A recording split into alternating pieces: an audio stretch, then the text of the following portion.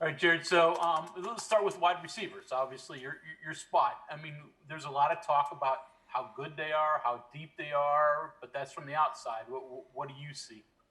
Well, as I'll tell them and have continued to tell them, we have the potential to be a good unit and those things, but we have scored 0 touchdowns and caught for 0 yards to start this year. So we still have plenty to prove. Potential is a great thing, and it's a gifted room, and we've grown together a lot. But as of now, we've really not had any production, just as nobody has. It's not played a game. So, and I mean it. We've really got the promise of a lot of great things, but as of now, we have a lot to prove to ourselves. We've got a lot of maturity to gain, a lot of trust to gain, and certainly want to come out and have a good showing on Saturday. Next question from Sean Manning. Go ahead, Sean. Hey, Coach. Obviously, you weren't here last year, but you obviously know what the struggles were with the running game. Just kind of what have you seen with that group so far with the game coming up on Saturday? Yeah, you know what? It's been really cool to grow up, through this profession as a wide receiver and a passing game guy, and I've really over the last few years made myself professionally dive into the run game and how things fit and how it works. And it's been really cool to get a hold of this new situation and get with a great staff and work with Coach Moore, Coach Trickett, Coach Scott, and Coach Brown. Really just dive into the run game, and then the RPO side of it with Coach Reagan. We've all kind of grabbed a hold of this. We know we have to improve together in order to get where we want to go offensively. And as a football team, we have to run it better. And so it's really been a good challenge for all of us to find what works for us and see the improvement.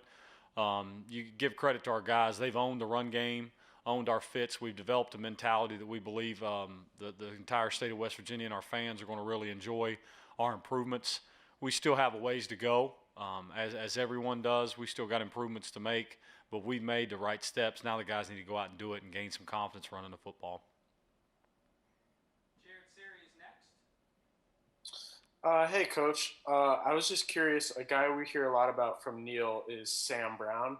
I'm curious what you've seen from him and kind of what role you see him playing as the season gets through these first few weeks. Sure. I mean, as exciting as a freshman that I've ever had the opportunity to coach as a freshman at the wideout position. Coach Trickett and those guys that went down and recruited him last year did a great job. Sam's got a lot of promise. Like any freshman, he's maturing, learn how to do things the right way on and off the field. But as far as a human being and as a player, he's as exciting as the guys we've had here. He really meets the standards of what West Virginia wide receiver play has been. And he'll continue that as long as we continue to help guide him along, and the older guys in the room help bring him along. But he's got a lot of promise and a bright future if he continues to grow. Go ahead, Johnny and Tony.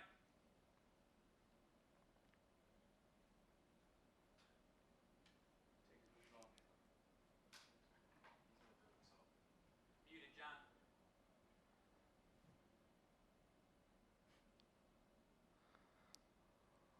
It's the trials of Zoom and COVID, right? Let's try this again. You got me now? We're here. Yeah, okay, sorry. Two questions. Knowing that you haven't seen him in the spring, what do you think the offense does best right now?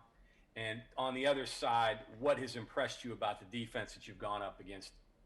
Yeah, good question, John. So, you know what? I think that, and to your first question, like where we're at offensively, I think that certainly we talked about our strengths. I shouldn't say we expect us to go out and play at a high level and complete the football well, and we expect there to be a high effort and improvement in our run game. I think if me and Coach Brown, the entire offensive staff, sit down after this game and we throw and catch well like we think we should, and there's an improvement in our run game to get things going this year, we'll be in a good place.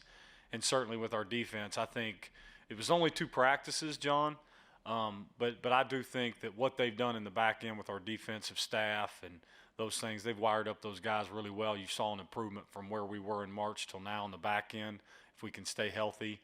And then the pass rush and the ability to create tackles for loss and sacks with how we move our front and do some things is a constant challenge and something I think that they'll continue to build on this year, in my opinion. Next question is from Kevin Kinder. Coach, I know you had the practice game on Saturday to kind of go through game operations. Any changes coming out of that and how you all decide what to call, signaling it in, things like that? And then the second thing, I know you've got a list of things you want to see how good you are on offense with. How do you mix those in, along with attacking Eastern Kentucky's defense, so you get an idea of where your improvements are early in the game? Yeah, good questions, Kevin. You know what? The operation will be very similar. It's going to be different for me personally. Just I've been so used to being down on the field and around guys, so we'll be up. And then the operation will be very similar to how Coach Brown did it and how they did it last year from other points, and as far as who's charting and how we do things to communicate during a game. Forgive me, the second part of your question. Just drew a blank thinking of your first one. Okay. Just how do you balance, seeing the things Yes. that you want your improvements versus, your game plan that you have laid out going in? Yep. Sorry, I just want to make sure I answered you. So I think now that is a good challenge. So you get at a point where do you get things on film that you want to see based off then comparing it to what you know you're good at, and then of course everybody that supports us and that's in this building, we all want to go out there and play clean, right? So you got this balance of how cute to be, I guess, so to speak, compared to how clean you want it to be and execute. And sure hope we lean and err on the side of being clean, trusting what we know and what we've done throughout this process of getting these guys ready to go. And I think that's where we'll trust it and keep it, and that's where the offense staff believes we need to be at. So I think if we're able to get out there and play, penalty-free, especially our pre-snap penalties, and we go out and execute what we know, we're more concerned with that than anything else the opposition could do.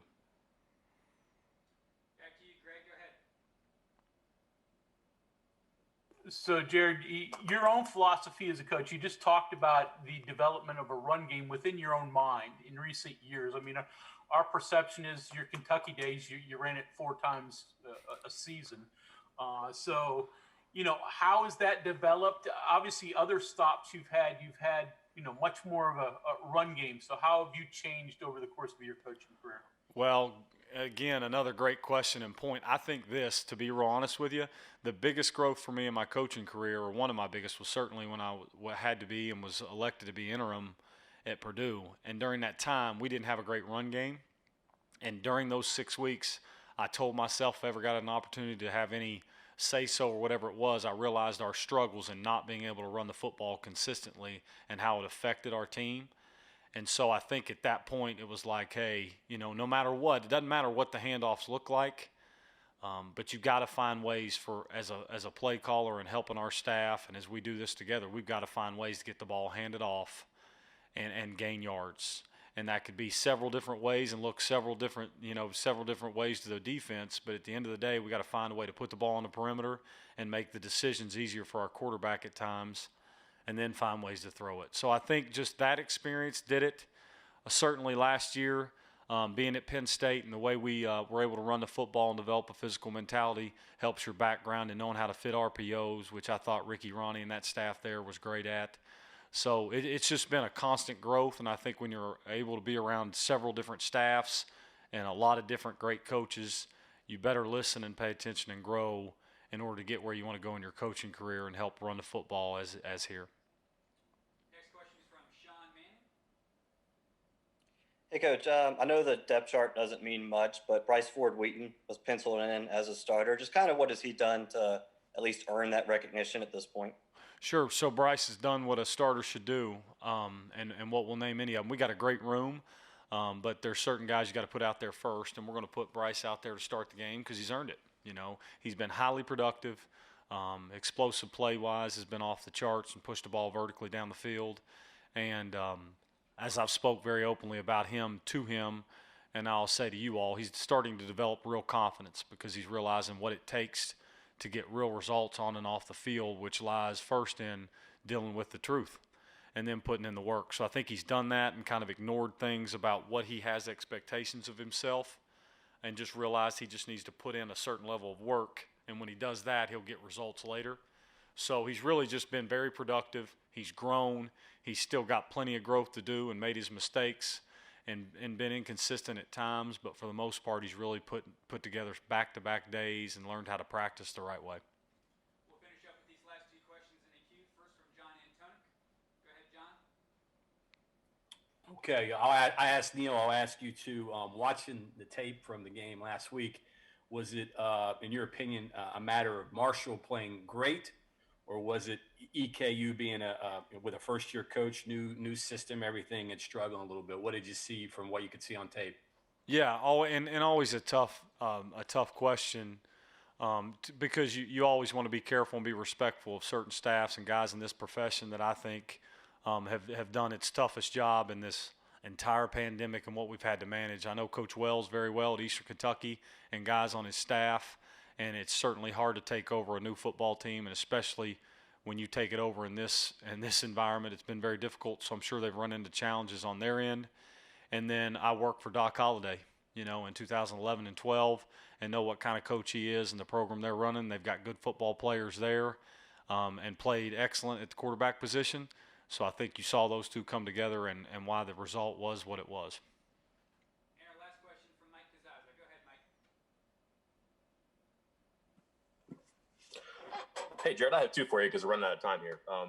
One's sort of philosophical for you. I'm just curious what your position is on goal line fades. I don't know if as a receiver coach you like that, or you want to see something maybe easier for him. And then you're talking about Bryce, who's a big guy, but you coach a number of, I guess you'd say, small guys, south of 6 feet, who have been productive and explosive. And when you think about downfield plays, you think about bigger guys, but that hasn't been the case with you. I'm sure you found talent or some other skill to exploit there. How has that been in your career? Sure. To the first question, I think it's with anything, there's got to be a mentality when you get in the goal line to be able to run the football in the end zone without being stubborn. I guess that would be my mentality, right? If it's certainly not looking great by numbers in the box, we don't think we can finish the ball in the end zone. Let's not be stubborn and find ways to get it in the end zone, because in the end, I think everybody just wants to scream touchdown. So that's vague but honest. And then second question, very true. I think we've just fallen into some really good players at the slot position that for some reason have been able to hit it off with and teach them ways to separate. That's a good spot on the field to be able to win there, and there's good matchups with how the game's being played now, and I've really enjoyed coaching that spot.